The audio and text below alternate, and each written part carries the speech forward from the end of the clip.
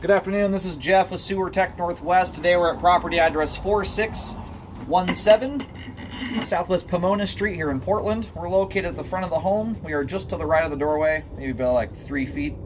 We have a 3-inch ABS cleanout as our point of access.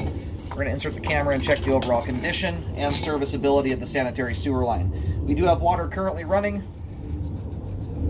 and we'll zero out the foot counter down here at the base of the cleanout. Or at least, now the tub may not actually be draining right now. We're going to go check on that. Alright, it just didn't have the stopper set to drain.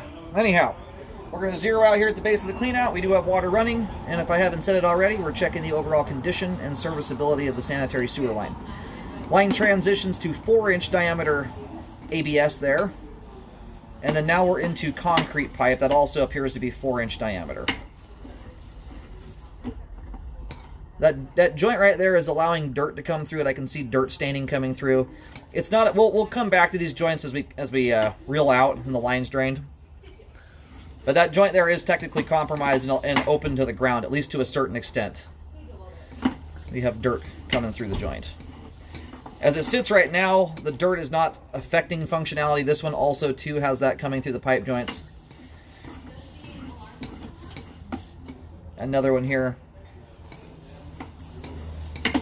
And what can happen over time, and all these little stringy things you're seeing at some of these joints, so far they're just cobwebs. Another dirt spot there as well.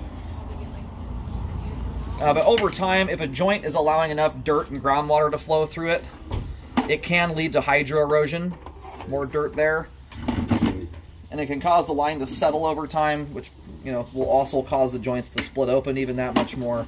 So as it sits right now, the way that the joints look, they don't appear to be gaping wide open, where stuff is just passively coming in and out. It's more likely that groundwater is coming in, but not so much sewage escaping. You have to have a pretty wide open pipe joint for sewage to just flow right out of the line. Takes the path of least resistance. But on the outside of the pipe, you've got lots and lots of ground that's saturated with water, and that creates hydraulic pressure and forces stuff through the pipe joints. Yeah, pretty much every joint I've gone past so far has dirt coming through it. So I am going to recommend updates to the concrete. Just know that as it sits right now, as far as flow goes, those joints are not affecting flow in and of themselves. They can, over time, lead to that.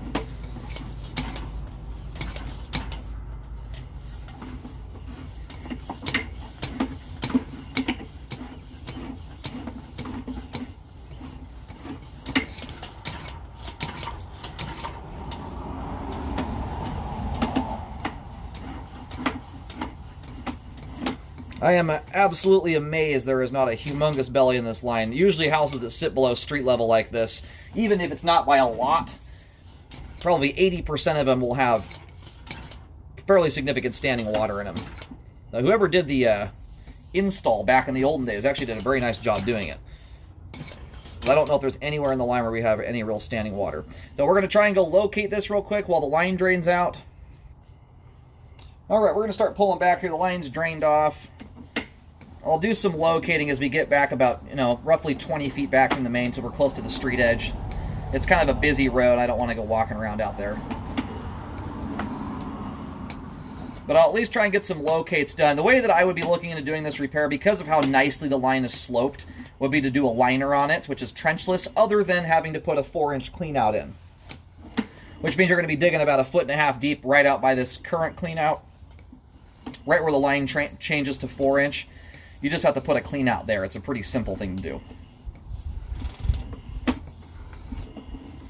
But I'll at least try and get some locates. The depth and location of the line when you're doing a liner anyway is not that terribly important, but I'll at least try and get some idea of where the line resides and where it's traveled, or how deep it is in the event you do some other type of repair.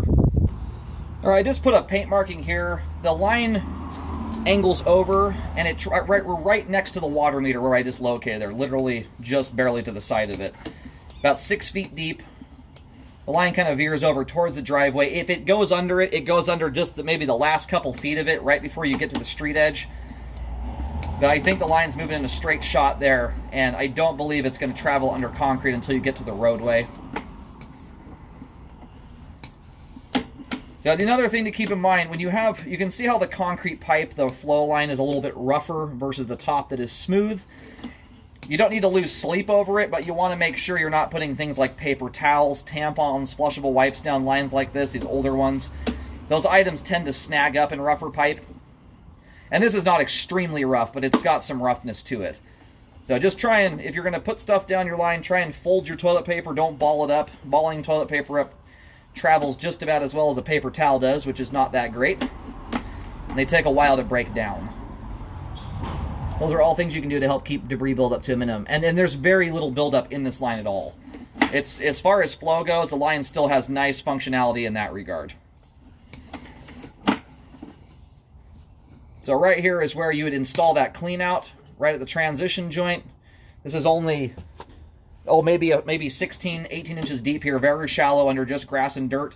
And you can do the repair however you want to. I'm a fan of those liners. They're non-invasive. They're pretty sweet.